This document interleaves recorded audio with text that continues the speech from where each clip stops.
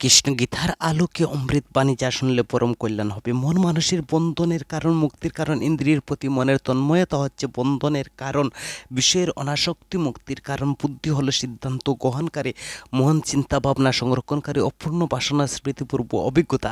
ইন্দ্রিয় চক্ষু, কান, নাক, জিহ্বা, ত্বক এরা হচ্ছে আমাদের ইন্দ্রিয়। যিনি মনকে জয় করেছেন তার মনই পরম বন্ধু, কিন্তু যিনি তা করতে অক্ষম মনই হচ্ছে তার পরম শত্রু। ইন্দ্রিয়গুলোকে বিপথে যেতে না দেওয়া, বিশেষ করে যেদিকে তারা তীব্রভাবে যেতে চায় তাদেরকে ভুল পথে যুক্ত না করে বিরত রাখতে হবে। ইন্দ্রিয় ও মনকে বিষয়ে নিযুক্ত করতে হবে। গীতা ভাগবত শাস্ত্র পড়ার মাধ্যমে প্রকৃত অর্থ বুঝতে হবে এবং তার অর্থ বুঝে সদা সর্বদা নিজেকে প্রয়োগ করতে হবে। ভক্ত সঙ্গ করার প্রয়াস করতে হবে, সাধু সঙ্গ করার সকল সুযোগ সুবিধা কাজে লাগাতে হবে। ইন্দ্রিয় পরিশুদ্ধ করতে হবে। ভাগবত কথা, কীর্তন, ভজন শ্রবণের মাধ্যমে মন্দিরে শ্রী বিগ্রহ দর্শন করে কৃষ্ণ প্রসাদ গ্রহণ, দিব্য নাম করা, মাঝে মাঝে নিজের সাথে কথা বলুন এবং দেখবেন নিজের রুধির সাথে মনোযোগ দেন। দেখবেন নিজের রুধি আপনার সাথে কথা বলছে, আপনার হৃদয় থেকে যেন কে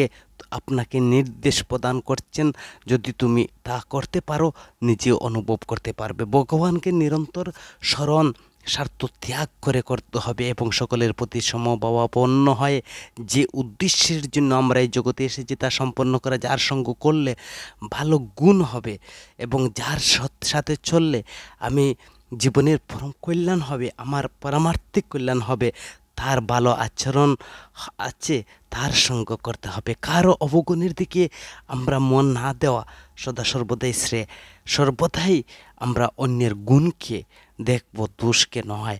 আমি কে, সংসারে কেন এসেছি, পরমাত্মা কি, ভগবানের সঙ্গে সম্পর্ক কি, আমার কর্তব্য কি, এইসব প্রশ্ন আমাদের সদা সর্বদা সাধু মহন্তের কাছে গিয়ে আমরা জিজ্ঞাসা করা। এবং আমি কে, সংসারটা কি, আমি কেন এসেছি, ভগবান, মহাত্মা এবং শাস্ত্রের প্রতি সদা সর্বদা শ্রদ্ধা রাখবেন। দেখবেন ভগবান, মহাত্মা, শাস্ত্রের প্রতি যারা শ্রদ্ধা রেখে চলেছে তাদের পারমার্থিক জীবন উন্নতির পথে চলছে এবং তারা সদা সর্বদাই পরম কল্যাণ লাভ করে থাকেন। গীতায় ভগবান বলেছেন, যেমন পাপী হোক না কেন, যত বড় পাপী হোক, যদি সে আমার শরণাগত হয় সে মুক্তি লাভ করে।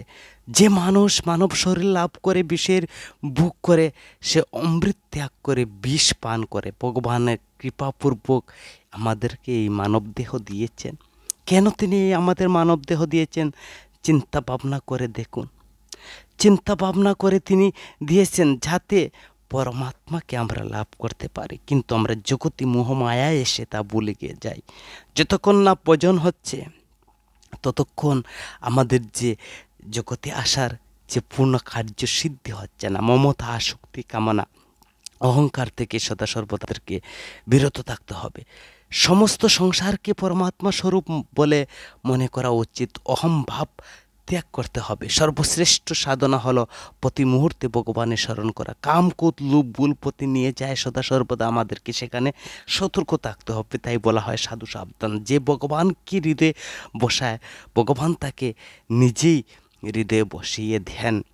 ভগবান বলেন যে তাকে পুরুষোত্তম বলে জানবে সে তাকে এক মুহূর্তেই ভুলে না। তিনি গীতায় বলেছেন, কাহারও দোষ আলোচনা করা উচিত নয়, যদি পারা যায় তার গুণকে প্রকাশ করো।